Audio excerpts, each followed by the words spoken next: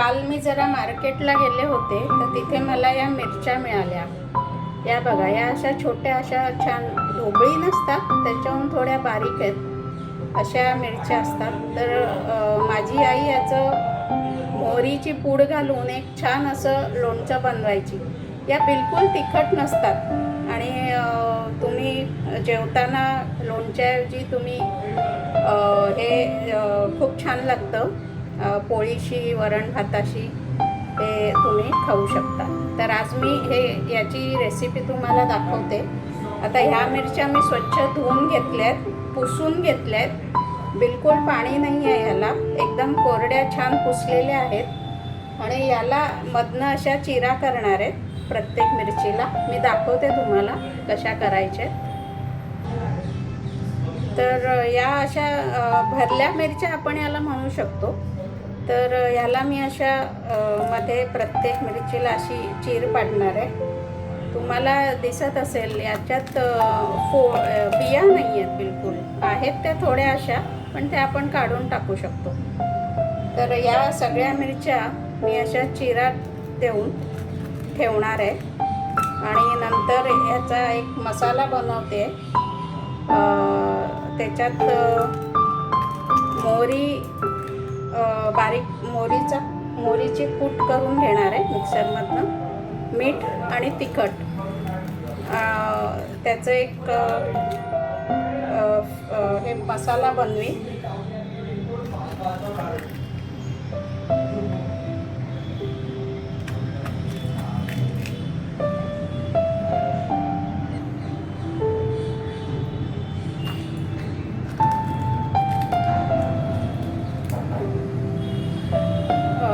या सगळ्या माझ्या मिरच्या मी आता अशा चिरा मारून ठेवलेल्या आहेत. या 1/2 किलो मिरच्या आहेत.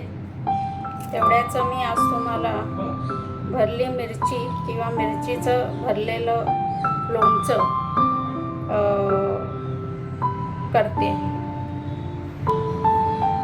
ही मोहरी घेतलेली आहे. आता ही मी मिक्सरमध्ये याची पावडर करून घेते. गॅसवर मी तेल तापत ठेवलं आहे. तोपर्यंत मी इथे मसाला बनवून घेते.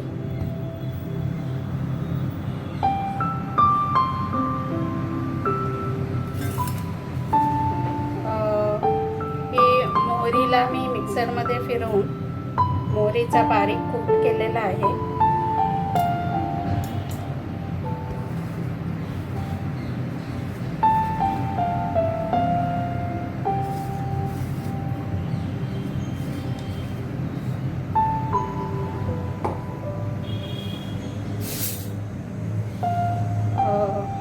मोहरीचा कूट आहे.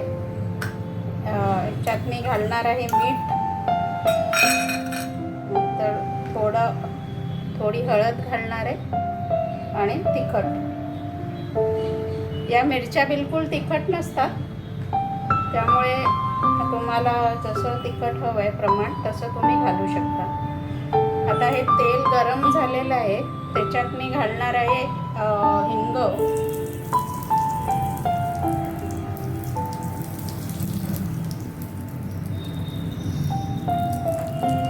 हे तेल आता मी या मसाल्यावर घालते.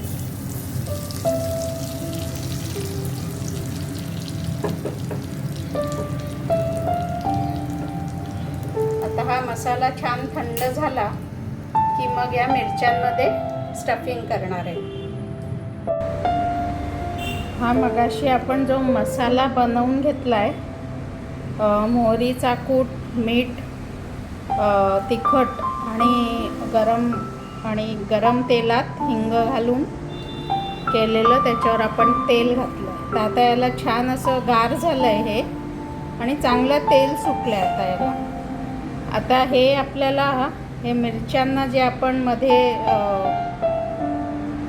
असं एक हे केलं होतं, चीर पाडली होती, तर त्याच्यात आपण हे स्टफिंग भरायचं आहे.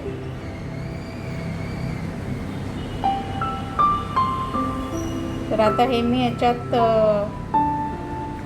तुम्ही बघू शकाल, मी याच्यात हे स्टफिंग भरते आणि हे सगळ्या मिरच्या आता मी अशा करून घेणार आहे.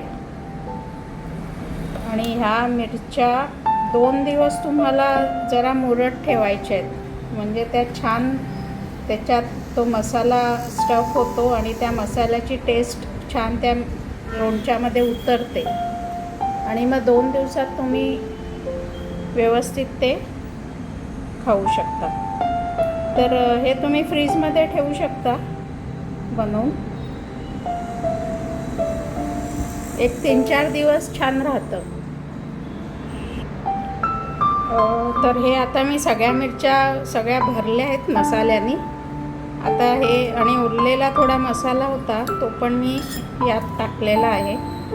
आता हे मी 2 दिवस असंच मुरू देणार आहे. याला या मिरच्या छान मऊ होतील आणि मसाला छान त्याच्यात ॲब्झॉर्ब होईल आणि थोडं तेलही सुटेल त्याला. आणि मग नंतर तुम्ही हे खिचडीसोबत जशी आपण तळणीची मिरची घेतो तशी तुम्ही ही घेऊ शकता. आवडलं तर कमेंट करा, करून बघा.